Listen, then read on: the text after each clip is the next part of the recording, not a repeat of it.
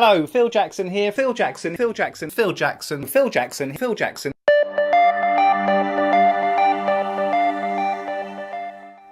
I believe that long-term business success has to come through creativity.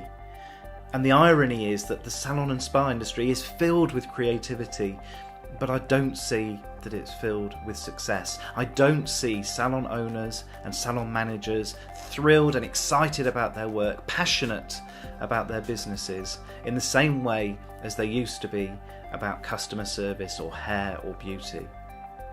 I know my own story began several years after opening my salon. I was standing in the kitchen speaking to my accountant on the phone while she told me that we had 6 months left. That was 6 months to close up shop, sell the stock that we could, get rid of the team and find a job and a different way to pay the bills. And this is the challenge. This is what we're up against. The creativity that we need in our businesses can only come through knowledge and through confidence.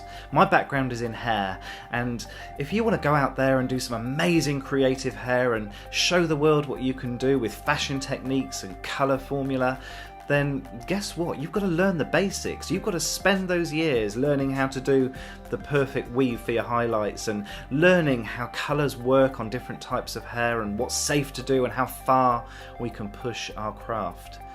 And with that confidence comes a joy, a spark, and that confidence to go out there and be creative and be more than the norm. And I don't see that in business. I see people doing the bare minimum. I see them keeping their heads down, buried in the sand, doing more service, doing more haircuts, carrying out more beauty treatments just to keep the wolf from the door. They're not getting to the stage where they've got the knowledge and the confidence to start to enjoy their business. You're not out there being creative in your business. Honestly, I don't think it's your fault. We've been let down by successive governments who don't understand our industry. They can understand the impact we can have on employment, they understand the impact we have on training, especially for young people, but we are persecuted with a legislative regime which does not do the salon spa industry any favours, nor our customers either. I think we've been let down by our suppliers. Over the years they've become disconnected with the salons that they're supposed to be serving. They've been bought up by big multinational and conglomerate companies who are only interested in profit, and they've lost touch with how they can serve our industry, save our industry, transform it into something that has a much longer term future. And we've been let down by our training providers. I spent years learning my craft as a trainee hairdresser. I spent years investing in my training as my skills improved. But nobody ever taught me how to market my business.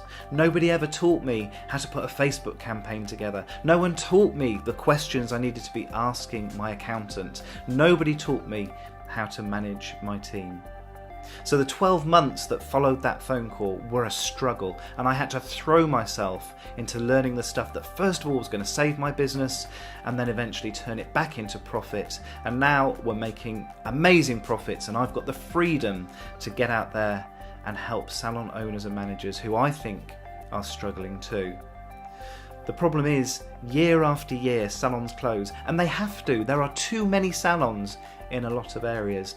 But my worry is, my biggest concern and my biggest belief is that a lot of the salons that are closing their doors aren't the right salons to close. They're not the ones doing terrible haircuts or awful beauty services. They're not the ones with the really terrible customer service that lets our industry down.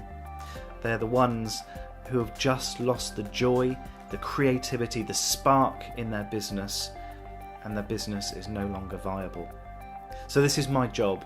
This is what I've chosen to do with the rest of my career now, and if I can impact salon owners and managers and bring some of the joy back into your business again, so that you can start to see creativity not only in your services but in your marketing, in your team management, in your team spirit, if we can start bringing some creativity that translates into long-term profits, decent viable businesses that can furnish your dreams and provide for your retirement, then I've led a life that's been really worthwhile.